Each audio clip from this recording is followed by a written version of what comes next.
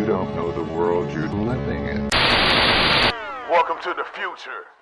Today's episode is going to be one more installment in the Lessons From series.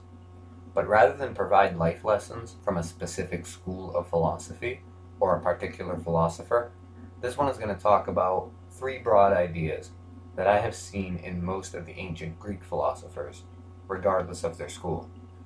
These ideas seem to be part of the general Greek cultural endoxa and can be found somewhere in each of the ancient Greek schools of philosophy, from the pre-Socratics through the Hellenistic period. With that said, let's get into it. One of the more revolutionary ideas in political philosophy, especially in my own personal life, comes from Plato's Republic, which Aristotle will pick up later and continue the tradition of.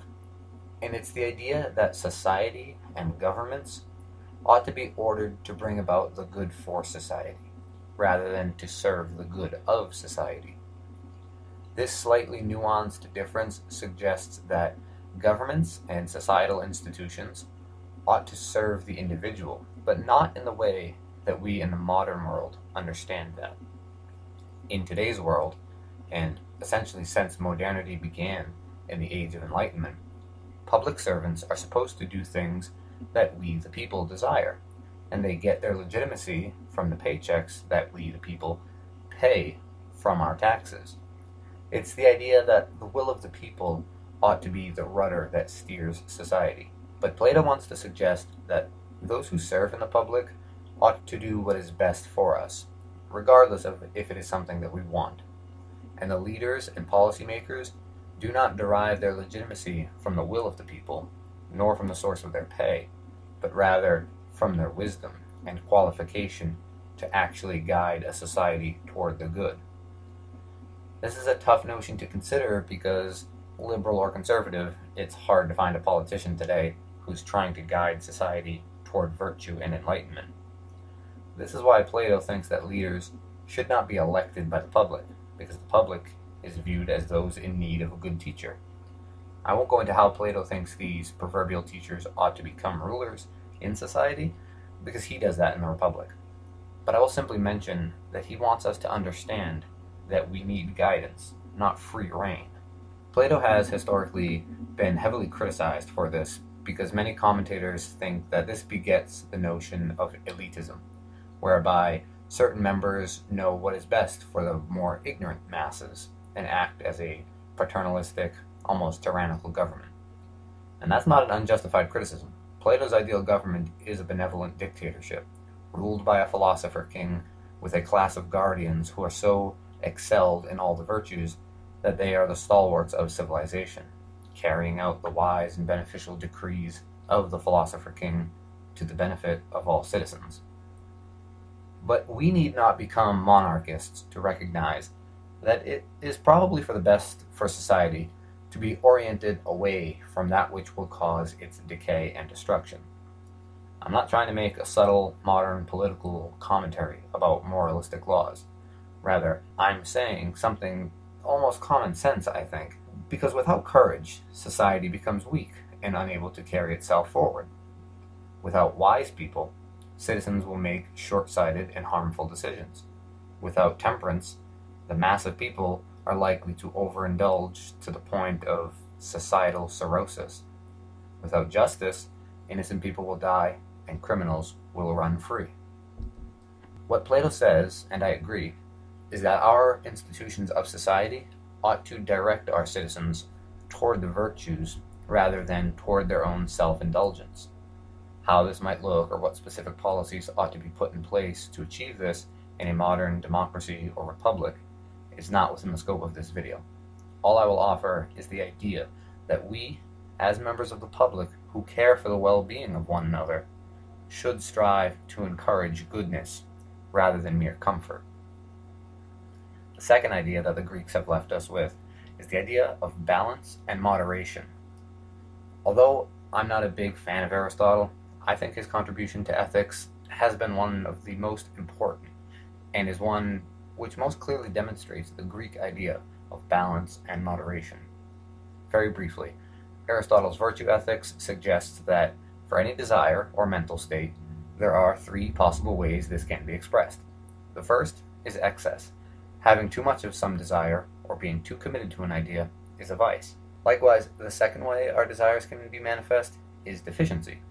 Not being committed enough or not desiring something enough is also a vice. The third and ideal way of expressing our beliefs and desires is the virtue of moderation. For example, desiring to overcome fear is a normal mental state. If you are crippled by your fear and have way too much of it, such that you can't do what is required of you, that is an excessive vice called cowardice. Similarly, if you do not judiciously respect the cause of your fear and you are deficient in how you understand it, that too is a vice, which will cause recklessness and bring about needless danger. Similarly, the desire to give money and goods, when done in excess, is boastful extravagance, and when done deficiently, is stinginess. The healthy moderation is the virtue of generosity. Excess and deficiency are both vicious because they do not accomplish the goal of doing what is necessary in order to bring about good outcomes. Deficiency is kind of obvious. If you're always coming up short, never reaching your goals, we can see why this is obviously a negative thing.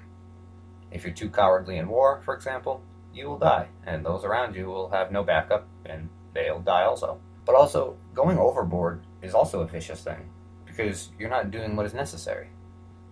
Never drinking water will kill you, but drowning yourself will likewise kill you. There needs to be a healthy medium. To continue this war analogy, if you are reckless and charge into battle without any fear or proper precautions, you'll likely die, and those around you will likely die trying to save you. It's the old saying that too much of a good thing is bad for you. From the Greeks, we can learn that there is no need to be radical or blinded by irrational commitments. There's often a middle path which serves us and those around us best. We can see clearly that our modern world is out of balance. If we look at partisan politics, the relationship between the haves and the have-nots within society, our use of natural resources and the degradation we do to the environment, our dependence upon technology, or simply the way we take hardline stances on day-to-day issues, like which partner in the relationship ought to do dishes that night. We are out of balance. We don't compromise. We have disrupted our homeostasis. And remembering what the Greeks told us about balance and moderation can help realign our modern society and dissolve many issues. This brings me to the third major idea that the ancient Greeks gave us. It is that philosophy is a way of life. Philosophy is to be lived rather than thought about. Ideas are to be acted upon rather than simply reflected upon. Remember what I said about balance. I'm not saying that there's no room for reflection and no room for intellectual stimulation. What I'm saying is at the end of the day, we must do something. Philosophy should be a means by which we decide the best thing to do. The Stoics, the Epicureans, the Cynics, Socrates himself, and even the skeptics all believed that philosophy was something that should affect our lives, not merely provide us with something to do in our downtime. I believe everybody has a philosophy of life. Most are poorly thought out and riddled with contradictions upon examination, which is why we examine them in the first place. This was the project of Socrates, after all. Find out what people think, show them whatever they think is really stupid because it clouds our judgment with all the internal logical inconsistencies, and try, together, to come up with a better way to think, because at the end of the day, what we think determines what we do. Ancient Greek philosophers acted out their philosophies. It might be difficult today to point out who is a soft determinist about free will, for example, but it would not be difficult in ancient Greece to point out who was a cynic or who was an Epicurean. You would know them by their fruits.